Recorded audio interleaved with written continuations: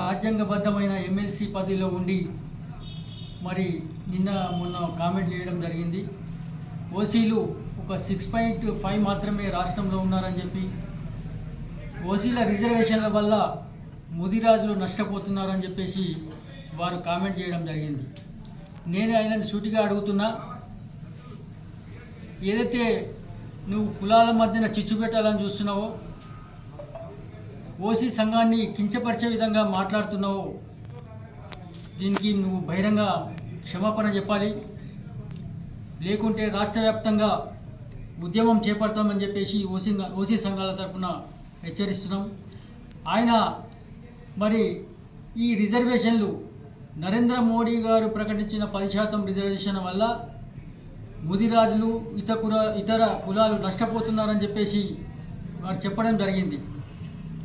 మరి మేము ఓసీ సంఘాలు మరి స్వతంత్రం వచ్చినప్పటి నుండి ఇప్పటి వరకు ఏ కులానికి రిజర్వేషన్లు ప్రకటించినా కానీ మేము ఎప్పుడు కూడా వ్యతిరేకించలేదు. మరి మోడీ గారు మొన్న ఈ ఓసీ సంఘాలలో కూడా ఎకనామికల్లీ బ్యాక్వర్డ్ ఉన్నారని చెప్పేసి ఈడబ్ల్యూఎస్ ద్వారా మాకు రిజర్వేషన్ ప్రకటించడం జరిగింది. మాకు న్యాయం జరుగుతుంది దానివల్ల. కావున వీళ్ళు ఓర్వలేకపోతున్నారు.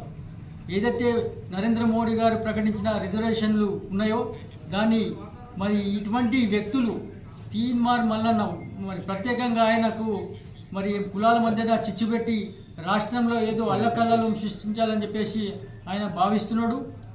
కాబట్టి ఆయనకు ధీటుగా మేము రాష్ట్ర వ్యాప్తంగా ఉద్యమాలు చేపడతాము. మరి ఆయన వెంటనే బహిరంగంగా క్షమాపణ చెప్పి మాకు మరి చెప్పాలని చెప్పేసి మేము డిమాండ్ చేస్తున్నాం.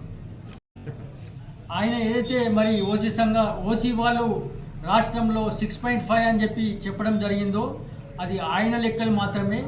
మా లెక్కల్లో మాత్రం 19.56 మేము రాష్ట్ర వ్యాప్తంగా ఉన్నాము. అది గమనించాలని చెప్పేసి కూడా వారిని కోరుతున్నాము. నీ లెక్కలు చెప్పి ఇక్కడ రాష్ట్రంలో అల్లకల్లోలం సృష్టించాలంటే మాత్రం కుదరదు. మీరు తప్పకుండా నువ్వు అనుభవిస్తావు. నువ్వు కాబట్టి ఓసీ సంఘాలతో పెట్టుకోకు, ఖబర్దార్ అని చెప్పేసి కూడా తెలియజేస్తావు. జై ఓసీ.